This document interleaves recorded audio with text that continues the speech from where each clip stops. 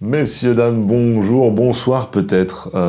Bienvenue dans cette nouvelle case du calendrier de l'Avent. Aujourd'hui, on ouvre la 5e case de ce magnifique calendrier de l'Avent 2024. Je suis très content de vos retours, bordel, parce que ça fait du bien. Et du coup, je suis très content de le tourner jour après jour et de vraiment avoir vos retours en tête pour le prochain épisode. Ça fait toujours tellement plaisir. Merci du soutien.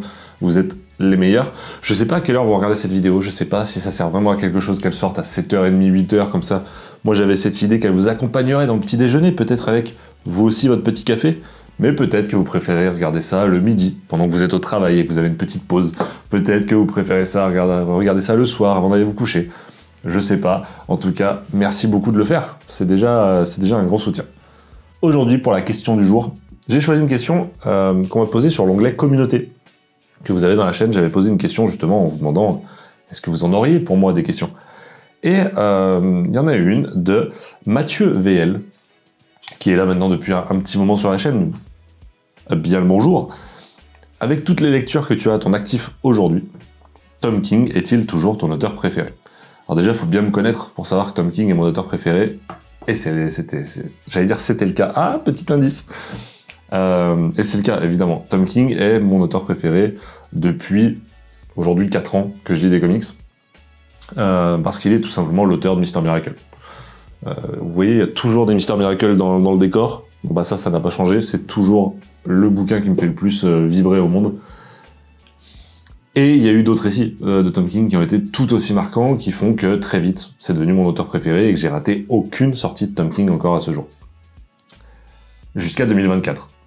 Parce qu'en 2024, Tom King, ça n'a pas été fameux quand même. En tout cas pour moi. Il y a eu des belles découvertes, je crois que c'est 2024, les Gotham City Year One, ce genre de récits que j'avais plutôt bien aimé. J'avais bien aimé aussi Killing Time, qui était sympa, mais pas à ranger dans la catégorie de mon auteur préféré, tu vois. Des récits sympas, mais qui se retrouveront même pas dans ce top 2024. D'ailleurs, il n'y aura pas de Tom King dans ce top 2024, donc c'est vous dire quand même, difficile aujourd'hui de le mettre en auteur favori. Il y a eu au contraire des déceptions, franchement, avec tour à tour Le Pingouin, Wonder Woman ou Danger Street, tu souffles un peu. Et en fait, j'ai cette sensation que ce que j'aime chez Tom King commence peu à peu à s'effriter parce qu'il devient la caricature de lui-même. C'est quelque chose que je retrouve chez des artistes que j'aime beaucoup, chez des réalisateurs, chez plein de gens, où peut-être que c'est moi qui me lasse de ces outils scénaristiques qu'il aime tant. Peut-être que c'est lui qui les utilise beaucoup plus, de manière beaucoup plus évidente. Peut-être, en tout cas, Tom King, j'attends beaucoup les Helen of Winshorn, etc., qui sortiront l'année prochaine. Il y a des récits de Tom King qui m'intéressent toujours énormément. J'ai très très hâte de ça. En attendant, aujourd'hui, j'ai envie de mettre un autre auteur sur mon top 1, en la personne de Rick Remender.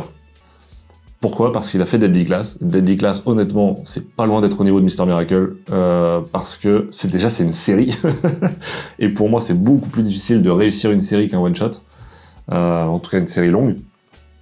Deadly Class, c'est une série longue, mais en plus de ça, j'ai lu, du coup, cette année, puisque Deadly Class, on l'a découvert fin d'année dernière, mais j'ai lu cette année pas mal de Remender, et il y en a plusieurs dans ce top. Et autant vous dire que ça va pas être tout de suite. Ils sont plutôt très hauts dans le top. Donc Rick Remender. Je pense que mon top 3 aujourd'hui qui se dessine, c'est Rick Remender, Tom King et Ed Brubaker. Je pense que c'est plutôt un top 3 qui a de la gueule, et en même temps, je suis encore néophyte, j'ai encore plein de choses à découvrir. Voilà. D'ailleurs, dans les petites pépites à découvrir, le titre dont je vais vous parler aujourd'hui, c'était une belle surprise. Je ne vais pas revenir sur le système des services presse. Ça m'a valu assez de déboire en cette année 2024, donc je ne vais pas revenir dessus. Mais sachez que parfois, les éditeurs nous envoient des bouquins qu'on n'a pas vraiment demandé. C'est une manière pour eux, finalement, de faire découvrir un titre sans qu'il y ait déjà une hype dessus. Parce que les autres titres, si on les demande, c'est qu'a priori on en a entendu parler ou qu'on pense que ça va plaire, etc. Celui-là, j'étais complètement passé à côté, et c'est Comics Initiative qui décide de me l'envoyer au cours de l'année 2024. Vous aurez peut-être compris qu'aujourd'hui, je fais référence à Mindset de Zack Kaplan, évidemment, John Pearson au dessin. Si vous êtes des auditeurs de Ex Libris, vous aurez reconnu Mindset, puisque c'est un des bouquins que j'ai imposé très rapidement à Foxito, dans Ramène ton tome parce que, clairement, pour moi, il y a un vrai public pour ça. De quoi ça parle Mindset? Mindset, on va suivre un groupe d'étudiants, étudiants en technologie, au MIT, etc., qui vont découvrir, par hasard, un moyen de contrôler les esprits. Pour ça, ils vont utiliser un enchaînement d'impulsions lumineuses, d'impulsions sonores également. Et c'est cet enchaînement-là qui fait que ça va déclencher quelque chose dans le cerveau de la personne en face et qui va être complètement réceptive à des ordres. Évidemment, ça va très vite partir en cacahuète. Eux, ils vont développer une application qu'ils vont appeler Mindset. Le but de l'application, selon eux, c'est de faire en sorte que vous soyez complètement plus du tout addict à votre téléphone. Juste en ayant cette application, vous allez plus avoir envie d'utiliser le téléphone parce que tout simplement, ils vont vous injecter ces trucs-là dans la tête. Très rapidement, l'application est un succès énorme. Eux, ça les projette tout en haut de la société. Ils se retrouvent à côtoyer les ultra riches et à tout simplement être les rois de la Silicon Valley. Vous vous doutez bien que la situation va rapidement être hors de contrôle puisque toutes les personnes du groupe vont pas forcément avoir envie d'utiliser l'application de la même manière. Exceptionnellement, et j'ai pas l'habitude de le faire, je vais plutôt vous parler de l'aspect graphique en premier parce que c'est quelque chose qui saute aux yeux. Déjà parce qu'il y a ces covers là. Et ces covers de Mindset, je dis ces covers au pluriel parce que toutes les covers de la VO qui sont sorties sont juste magnifiques. Elles reprennent un peu toute cette DA ici présente. Bref, on a vraiment des trucs très très cool en cover. Mais à l'intérieur, est-ce que ça vaut le coup? Ça vaut carrément le coup. Je vais essayer de vous trouver des planches. Je prendrai le temps de vous les mettre évidemment au montage. J'ai vu dans les commentaires que vous disiez en réponse à mon commentaire sur les vidéos très produites que vous préfériez voilà, tout simplement quelqu'un qui parle comme ça sans trop de montage avec des planches qui défilent. Et ben ce sera chose faite. Vous allez avoir 2-3 planches qui vont défiler et vous allez pouvoir reconnaître en John Pearson, pour moi, un trait un peu particulier parce que il se prête hyper bien à un récit de SF. On est presque dans du néon futuriste. Tu vois, il y a un côté, évidemment, tu vois, sur les lumières. Regardez, juste, moi j'ai ça derrière moi. Bon bah voilà, vous voyez, avec les lumières, etc. Même là, hein, avec la lumière qui jaillit du crâne, on a un côté néon qui nous ramène dans le futur, mais un futur pas si loin non plus. T'es pas non plus sur des voitures volantes. Hein. Donc, je trouve que rien que dans le dessin, t'as cet aspect-là. Et en même temps, il y a un aspect un peu glitch. Tu vois, ce truc en technologie, j'essaierai de vous mettre un glitch à l'écran. Si le mec se lance dans des trucs. Et ça, pour moi, c'est déjà un indice que ça pue. Voilà, qu'il va se passer des trucs pas cool, qu'il y a un bug dans la matrice. Et bah en fait, le dessin lui-même, dans n'importe quelle planche, te raconte à peu près tout ce qui va se passer dans l'histoire. Et ça va pas se retrouver dans les 24 titres de ce calendrier de l'Avent. Ça, c'est assez unique pour Mindset, et ça fait que rien que pour ça, c'est déjà un conseil lecture. Partie scénario, on va aller parler de notre ami Zach Kaplan. C'était la première fois que je le découvrais. Zach Kaplan, ici, il va nous faire un épisode de Black Mirror. C'est pas un secret. Black Mirror, c'est une de mes séries cœur. Vraiment, je l'adore. Pourquoi? Parce qu'il y a des épisodes qui sont ultra marquants, d'autres beaucoup moins, mais ça fait pour moi une série qui vaut le coup d'être vue. Black Mirror, c'est évidemment ce miroir noir qu'est notre écran, que ce soit notre téléphone, notre ordinateur, etc., qui reflète la partie sombre de nous quand vous regardez l'écran.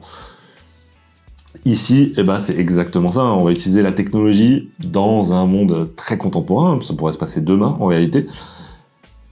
Et on va nous montrer un peu à quel point ça pourrait partir en cacahuète, alors qu'à la base, c'était une bonne idée. C'est complètement un épisode de Black Mirror, mais qui prend le temps.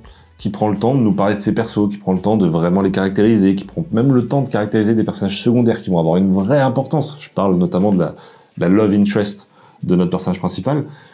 Tous ces personnages-là, qui sont en même temps un peu cringe, parce que la Silicon Valley, il y a vraiment ce truc de... Tu sens qu'ils ont presque un côté pas humain. Et ça, du coup, c'est un peu jouissif, parce que tu vas avoir carrément des refs à des Zuckerberg ou à des Elon Musk, etc. Tu reconnais complètement la critique qui est faite de ces personnes-là. Et pour moi, si ça s'est adapté dans un épisode de Black Mirror, je serais le premier client. Pour revenir sur les personnages très rapidement, pour moi, il y a une sorte d'ambiance un peu Chronicle entre eux. Je sais pas si vous avez vu ce film Chronicle où des gamins se retrouvent avec des pouvoirs de télékinésie. Et puis ça va partir en cacahuète entre eux, etc. Je trouve qu'il y a complètement ce délire-là, là-dedans, en tout cas sur la manière dont les personnages communiquent entre eux et bougent entre eux. Je trouve vraiment qu'il y a une ambiance Chronicle, et c'est pas pour me déplaire, j'adore ce film. Mais encore une fois, c'est un récit qui prend le temps. C'est pas très épais, hein, mais pourtant, il prend vraiment le temps de développer ses personnages et également de développer une intrigue avec plusieurs tiroirs, avec plusieurs rebondissements, etc. Tu t'ennuies jamais, et franchement, plus j'en parle, plus je me dis qu'elle aurait dû être plus haut dans ce top. Je vais pas vous faire l'affront de vous expliquer un peu le sous-texte, évidemment. On va nous parler des géants de l'industrie qui manipulent les consciences des masses. Là, ici, de manière très concrète, via cette application. En réalité, tu te doutes bien que ça parle de toute autre chose. Prenez l'interprétation que vous voulez. Dans tous les cas, pour moi, c'est un récit qui est important d'être lu. C'est mon récit préféré de chez Comics Initiative. Pour moi, il y a vraiment un truc assez énorme là-dessus. Je vais vraiment suivre ces deux artistes. Si vous avez des récits conseillés, soit sur ces artistes, soit sur ce thème de la SF, c'est une SF assez précise. Presque de la soft SF, en tout cas de la SF contemporaine. Je sais pas si vous voyez vraiment ce que je veux dire. Moi, pour moi, il y a vraiment cette SF-là qui me parle particulièrement. Si vous avez des titres comme ça, des conseils, n'hésitez pas à me les donner, vraiment. Moi, je fonce sur ça. J'adore complètement. Bon, comme d'habitude, n'hésite pas à me dire ce que toi, t'aurais mis sur ton top 20, finalement, de tes lectures de l'année 2024. Nous, on se retrouve dès demain pour un nouvel épisode. D'ici là, portez-vous bien, prenez soin de vos proches, et ciao tout le monde!